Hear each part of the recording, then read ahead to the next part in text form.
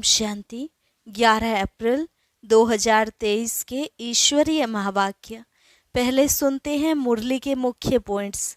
बाबा ने कहा, बुद्धि में रहे, अभी हम जीते जी मर कर बाप के बने हैं। अपना तन मन धन सब कुछ बाप को अर्पण किया है, अर्थात जिसको भी मेरा मेरा कहते थे उसको भुला दिया है। जो पक्के बच्चे हैं वह तो कहते हैं, बाबा हम आपके थे, आपसे वर्षा लिया था, अब फिर से वर्षा जरूर लेंगे। सारा मदार तुम्हारी अवस्था पर है। बाबा ने कहा, मेरा बने हो तो और सबसे ममत्व हटा दो। अगर बाप को सब सरेंडर किया है तो फिर उस धन से बगैर छुट्टी लिए पैसा आदि किसी को दे ना सके। तुम आत्मा हो, यह निश्चय रखना बड़ा मेहनत का काम है। बच्चे घड़ी घड़ी देह अभिमान में आकर भूल जाते हैं। देही अभिमानी तब होंगे जब कंप्लीट सरेंडर होंगे। ध्यान रहे, यह युद्ध स्थल है। बाप से बुद्धि योग लगाने में माया बहुत विघ्न डालती है। तुम याद करते जाओ तो माया भागती जाएगी, परंतु ये फट से नहीं होगा, क्योंकि माया से बॉक्सिंग है ना। अब तुम्हें फूल बन औरों को भी आप समान बनाए फल देना पड़े, नहीं तो मालिक कैसे बनेंगे। प्रजा भी बनानी है तो वारिस भी बनाने हैं। और लास्ट में बाबा ने कहा, ऐसा नहीं सिर्फ ज्ञान देने वाले ही मुझे प्रिय हैं, पहले योग पूरा चाहिए। जितना तुम योग में रहेंगे उतना शुद्ध बनते जाएंगे। विश्व का मालिक बनना है तो अच्छी रीति बाप को याद करो। माया के विघ्नों से डरो नहीं, कच्चे को माया कच्चा खा जाएगी। और अब सुनते हैं महावाक्यों को विस्तार से। मुरली का सार। मीठे बच्चे, जीते जी मरजीवा बनो। हम अशरीरी आत्मा हैं, यही पहला पाठ अच्छी तरह से रोज पक्का करते रहो। प्रश्न, संपूर्ण सरेंडर किसको कहा जाएगा? उत्तर, जो संपूर्ण सरेंडर हैं वह देही अभिमानी होंगे। यह देह भी हमारी नहीं। अभी हम निर्वस्त्र अशरीरी बनते हैं, अर्थात तन मन धन जो कुछ है वह बाबा को अर्पण करते हैं। सब मेरा मेरा समाप्त कर पूरे ट्रस्टी होकर रहना ही संपूर्ण सरेंडर होना है। बाबा कहते, बच्चे मेरा बनकर सबसे ममत्व मिटा दो। धंधाधोरी करो, संभालो, माँ बाप की पालना का कर्जा उतारो, परंतु बाप की श्रीमत पर ट्रस्टी होकर। गीत, दर पे आए हैं कसम ले। ओम शांति। बच्चों ने गीत सुना, जरूर गीत में रहस्य भरा हुआ है जो बाप बैठ इनका अर्थ समझाते हैं। इसको कहा जाता है जीते जी मरकर बाप का बनना। बाप का बनने के बाद फिर टीचर व गुरु करते हैं। ऐसे भी नहीं सभी लौकिक गुरु करते हैं, मेजॉरिटी गुरु करते हैं। क्रिश्चियन लोग भी जब बच्चा पैदा होता है तो क्रिश्चियनाइज कराते हैं, गुरु की गोद में जाकर देते हैं। फिर पादरी हो या कोई भी हो, पादरी तो क्राइस्ट नहीं हुआ, कहेंगे उनके नाम पर हम क्रिश्चियन बनते हैं। अभी तुम बच्चे जानते हो, पहले पहले तो हम बाप के बनते हैं। अपना तन मन धन जो कुछ है बाबा को अर्पण करते हैं। जीते जी मरते हैं, अर्थात हम आत्मा उनका बनते हैं। यह बुद्धि में रहना चाहिए। जो भी मेरी मेरी वस्तु है, मेरा शरीर, मेरा धन दौलत संबंधी आदि जो कुछ है, भूलते हैं। मरने के बाद सब भूल जाता है। कितनी बड़ी मंजिल है। हम अशरीरी आत्मा हैं, यह पक्का करना है। ऐसे नहीं कि तुम शरीर छोड़ और मर पड़ते हो, नहीं। आत्मा कंप्लीट प्योर थोड़े ही बनी है, भले बाप का बने हो, परंतु बाबा कहते हैं तुम्हारी आत्मा अपवित्र है, आत्मा के पंख टूटे हुए हैं, अभी आत्मा उड़ नहीं सकेगी। तमो प्रधान होने के कारण एक भी आत्मा वापस जा नहीं सकती।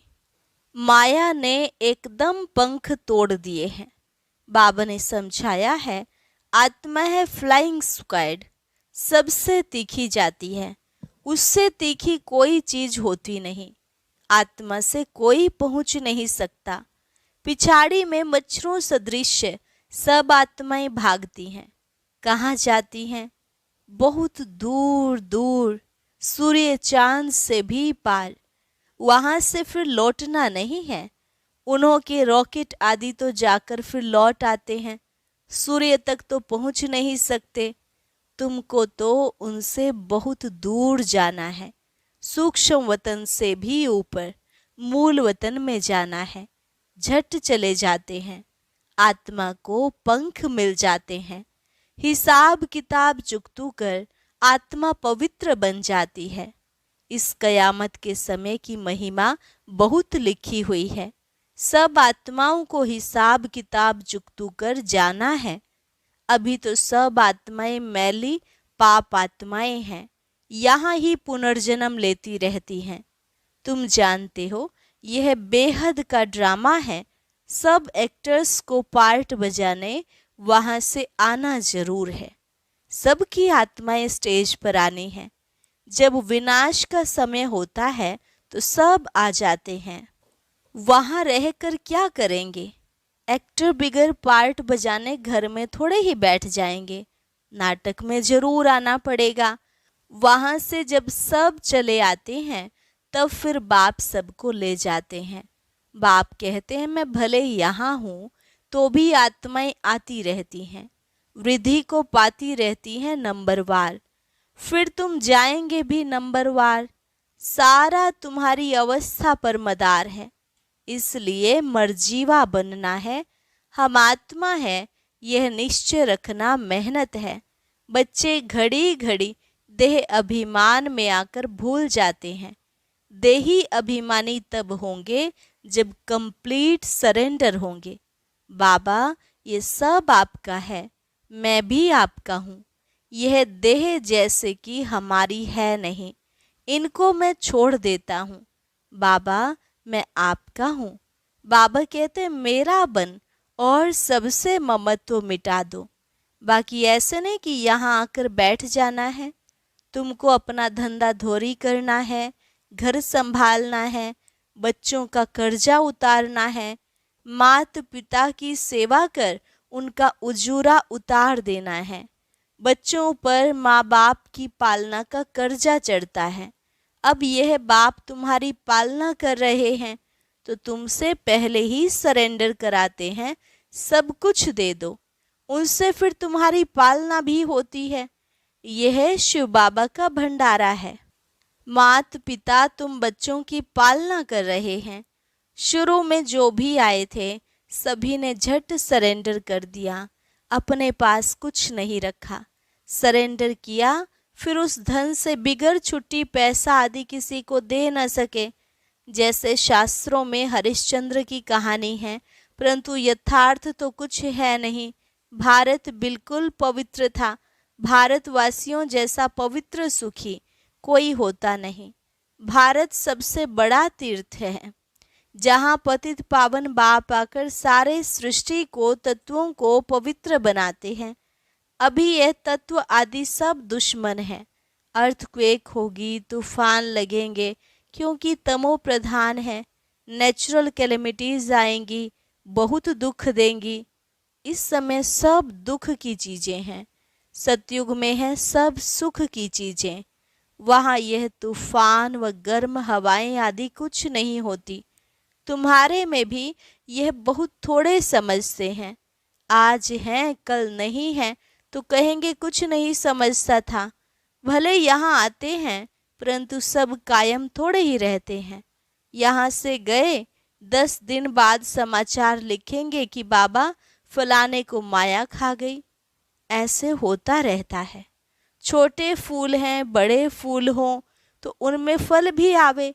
फल आ जाता है तो दूसरों को आप समान बनाने की ताकत रहती है, उनका फल निकलता है। बाप के बने तो फिर प्रजा भी बनानी है, वारिस भी बनाने हैं। ऐसे नहीं पंडा बन बाबा पास आए बस हम पहुंच गए, नहीं, मंजिल है बड़ी। कहते हैं माया के तूफान बहुत आते हैं। बाबा कहते, अरे तुम बाप के बच्चे हो, तूफान तो आएंगे। कहते हो बाबा हम आपके थे, आपसे वर्षा लिया था, फिर पुनर्जन्म लेते लेते 84 जन्म पास किए, फिर आकर आपका बना हूँ। मैं तो आपसे वर्षा लेकर छोड़ूंगा। तो ऐसे बाप को कितना याद करना पड़े और आप समान बनाए फल देना पड़े, नहीं तो मालिक कैसे बनेंगे, अपना वारिस कैसे बनाएंगे। प्रजा भी चाहिए और वारिस भी चाहिए तो गद्दी पर बैठे। बाबा के पास तो बहुत आते हैं, फिर फारकती दे देते। बुद्धि का योग टूटा, खेल खत्म। कई बच्चे बाबा से आकर पूछते हैं, बाबा अवस्था को कैसे जमाए, कोई तूफान न लगे। उन्हों को तो रास्ता बतलाते ही रहते हैं कि बाप को याद करो, तूफान तो लगेंगे ही। बॉक्सिंग में ऐसा कब देखा है जो एक ही थप्पड़ खाता रहे? जरूर दोनों में हिम्मत होगी। थप्पड़ एक वह लगाएंगे तो 10 थप्पड़ दूसरे भी लगाते होंगे। यह बॉक्सिंग है। बाप को याद करते रहेंगे तो माया भागती रहेगी, परंतु फट से तो नहीं होगा। माया से कुश्ती लड़नी है। ऐसे मत समझो माया थप्पड़ नहीं मारेगी, भले कोई भी हो। बड़ी बॉक्सिंग है, बहुत डर जाते हैं। माया एकदम नाक में दम कर देती है। युद्ध स्थल है ना, बुद्धि योग लगाने में माया बहुत विघ्न डालती है। मेहनत सारी योग में है। भले बाबा कहते हैं ज्ञानी तू आत्मा मुझे प्रिय है, परंतु ऐसा नहीं सिर्फ ज्ञान देने वाला मुझे प्रिय है। पहले योग पूरा चाहिए। बाप को याद करना है। माया के विघ्नों से डरो नहीं, विश्व का मालिक बनते हो। 16,108 की माला बहुत बड़ी है, अंत में आकर पूरी होगी। त्रेता अंत तक इतने प्रिंस प्रिंसेस बनते हैं, कुछ तो निशानी है ना। 8 की भी निशानी है, 108 की भी निशानी है। यह बिल्कुल राइट है। त्रेता अंत तक इतने 16,108 प्रिंस प्रिंसेस होते हैं। शुरू में तो नहीं होंगे, पहले थोड़े होंगे, फिर वृद्धि पाते जाते हैं। वह सब बनते यहाँ हैं। चांस अभी बहुत अच्छा है, परंतु मेहनत बहुत है। गीत में भी कहते हैं कब नहीं छोड़ेंगे, मर जाएंगे। बाबा फिर कहते हैं ये सब तुम बच्चों के लिए ही है। बच्चे कहते हैं हमारा सब कुछ आपका ही है। कहते हैं ना कि ये सब कुछ भगवान ने दिया है। अब बाप कहते हैं यह तो सब खत्म हो जाना है, विनाश तो होता है ना। तुम्हारे पास क्या है? ये शरीर भी खत्म हो जाएगा। अब मैं फिर तुमको बदली करके देता हूँ, सिर्फ एक्सचेंज करते हो ना। तो बाप कहते हैं बच्चे अशरीरी बनो, हमको याद करो, सभी सरेंडर करो। बाप कहते हैं इन सब शास्त्रों आदि का तुमको सार समझाता हूँ। जो शास्त्र आदि पढ़े हुए हैं वह तो समझते हैं। बाप कहते हैं मैं ब्रह्मा मुख द्वारा तुमको यह समझाता हूँ। मैंने कल्प पहले भी तुमको राजयोग सिखाकर राजा रानी बनाया था, फिर अब बनाता हूँ।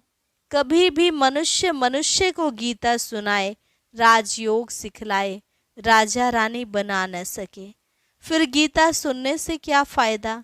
बाप तो कहते हैं मैं खुद कल्प कल्प आकर तुमको स्वर्ग का मालिक बनाता हूँ। हमारा बनेंगे तब तो वारिस बनेंगे ना। तो जितना तुम योग में रहेंगे उतना शुद्ध बनते जाएंगे। बाबा ये सब आपका है, हम तो ट्रस्टी हैं। आपके हुक्म बिगर हम कुछ नहीं करेंगे। शरीर निर्वाह कैसे करना है वह भी मत लेनी है। अक्सर करके गरीब ही पूरा पोता मेल देते हैं। साहूकार दे न सके, सरेंडर हो नहीं सकते, कोई विरला निकलता है। जैसे कि जनक का नाम है, बाल बच्चे हैं, जॉइंट प्रॉपर्टी हैं, तो अलग कैसे हो। साहूकार लोग प्रॉपर्टी निकालें कैसे जो सरेंडर हो। बाप है ही गरीब निवाज, सबसे गरीब माताएं हैं, उनसे भी जास्ती कन्याएं गरीब हैं। कन्या को कभी वर्षे का नशा नहीं होगा, बच्चे को बाप की जागीर का नशा रहता है, तो वे सब छोड़ फिर बैकुंठ का वर्षा लेना पड़े। दान हमेशा गरीब को ही दिया जाता है। भारत है सबसे गरीब, अमेरिका बहुत साहूकार है, उनको वर्षा देते हैं क्या। भारत सबसे साहूकार था और कोई धर्म नहीं था, सिर्फ भारतवासी ही थे। एक भाषा थी, गॉड इज वन। मैं one sovereignty, one religion, one language स्थापन करता हूँ, वन ऑलमाइटी गवर्नमेंट स्थापन करता हूँ। वन से फिर 2, 3 होगी। अभी कितने धर्म हैं, फिर जरूर वन धर्म आना चाहिए। 5000 वर्ष की बात है। मनुष्य समझते हैं फलाना मरा स्वर्गवासी हुआ, शायद ऊपर चला गया। देलवाड़ा मंदिर में भी स्वर्ग ऊपर छत में है, तो मनुष्य मूंझ जाते हैं। वास्तव में स्वर्ग कोई ऊपर नहीं है। तुम अब जानते हो बाबा के पास जाना है, फिर यहाँ आकर राज्य करेंगे। यह ज्ञान बुद्धि में रहना चाहिए जो कोई को समझा सको। कच्चे को तो माया कच्चा खा जाएगी। बाबा के पास समाचार आता है, फलाने ने एक ही ऐसा तीर मारा जो बस मैं बाबा का बन गया। शास्त्रों में लिखा हुआ है कि कुमारियों द्वारा बाण मरवाए, इनको ज्ञान बाण कहा जाता है। सिर्फ बाप की याद दिलानी है, बाकी कोई स्थूल बाण की बात नहीं। जानते कुछ भी नहीं, मनुष्यों को जो आया सो लिख दिया। गंदगी तो बहुत है, रिद्धि सिद्धि वाले भी बहुत हो गए हैं। सच जब निकलता है तो झूठ सामना करता है। अब तुम समझते हो कि शिव बाबा है निराकार और ये ब्रह्मा है साकार, बाकी नाभि आदि की कोई बात ही नहीं है।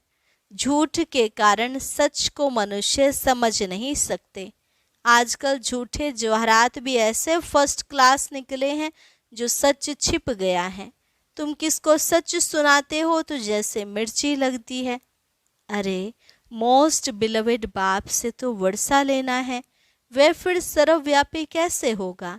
सर्वव्यापी का तो कोई अर्थ ही नहीं निकलता। गॉड फादर स्वर्ग क्रिएट करते हैं तो हम स्वर्ग के मालिक होने चाहिए ना, फिर इतने कंगाल क्यों बने हैं। हम बाप के बच्चे हैं तो स्वर्ग के मालिक क्यों नहीं हैं, नर्क के मालिक कैसे हैं। गॉड तो रचयिता है ही नई दुनिया का, ऐसे नहीं कि वो पुरानी दुनिया स्थापन करते हैं। बाप पुराना घर थोड़े ही बनाएंगे, तो ऐसे ऐसे ख्याल चलने चाहिए। अच्छा, मीठे मीठे सिकिलधे बच्चों प्रति माता पिता बाप दादा का याद प्यार और गुड मॉर्निंग। रूहानी बाप की रूहानी बच्चों को नमस्ते। रूहानी बच्चों की रूहानी बाप दादा को नमस्ते नमस्ते, गुड मॉर्निंग।